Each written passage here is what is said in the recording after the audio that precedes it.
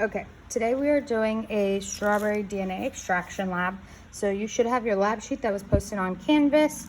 Our materials are going to be some strawberries, a Ziploc bag, a normal filter, a coffee filter, our extraction buffer, which consists of dish soap, salt and water, and some rubbing alcohol, or I'm sorry, some isopropyl alcohol. Not the same as rubbing alcohol. So what we're gonna do is we're gonna squish our strawberries. You wanna make sure that your bag is completely removed of air. And we're just gonna start smashing the strawberries up with our hands. It's gonna get a little liquidy, and then the more you smash, it should become foamy. When it becomes foamy, that is kind of like your indicator to stop. And once you have like no chunks of strawberry. So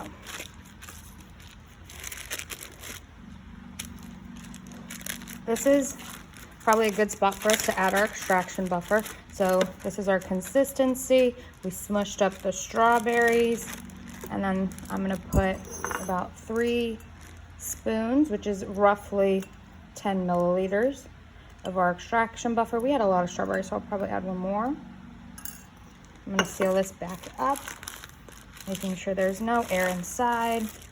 And we're gonna keep smushing until our chunks are gone for the most part.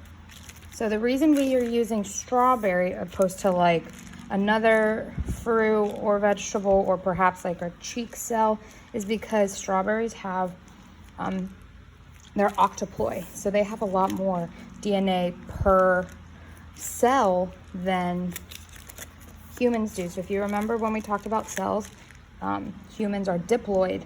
So we have 2 times the amount of DNA. So they're octoploid. They have 8 times, which is an interesting fact about them. Different cells, different organisms have different number of cells in each.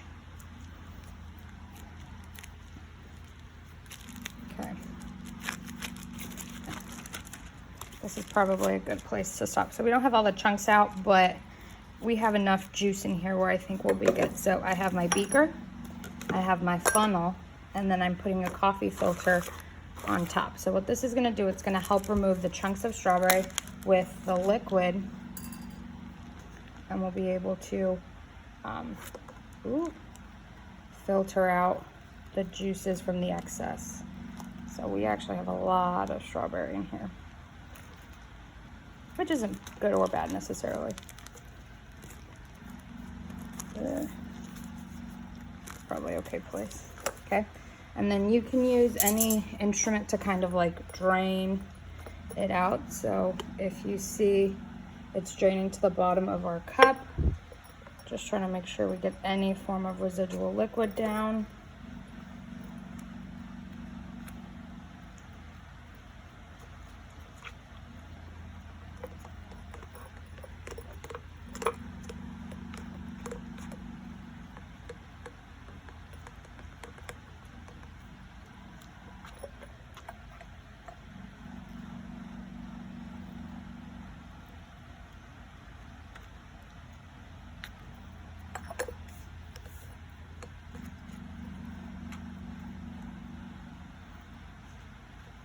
Ooh.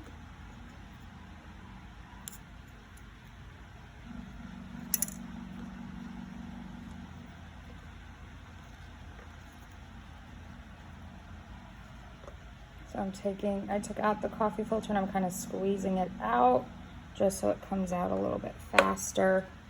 I'll show you. Ooh, I got a little chunks in there. This is not good, but that's okay. I'll take them out.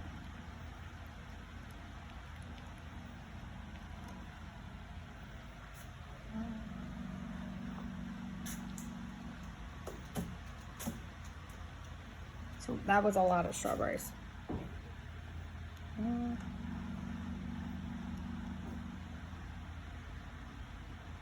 Okay, that's enough. Just give me 1 second.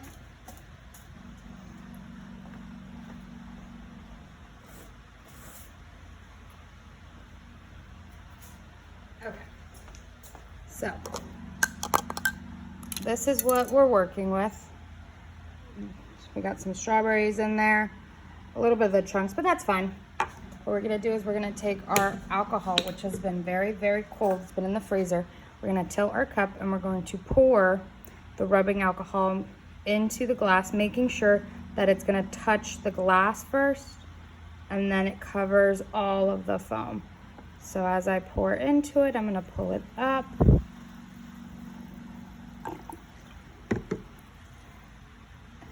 Okay, so our foam has deteriorated. I'm going to change the angle so you can see this. So you should see this, and we have our red strawberries down at the bottom, and then at the top we have this kind of like clear, I guess like residue. We call it precipitate in chemistry, and you can see this like jelly consistency. This is DNA, and this is the DNA of a strawberry. So we were able to successfully extract it and remove it, and we're going to see what it looks like under the microscope. So stay tuned. Oh, I didn't realize how close that was. Awkward.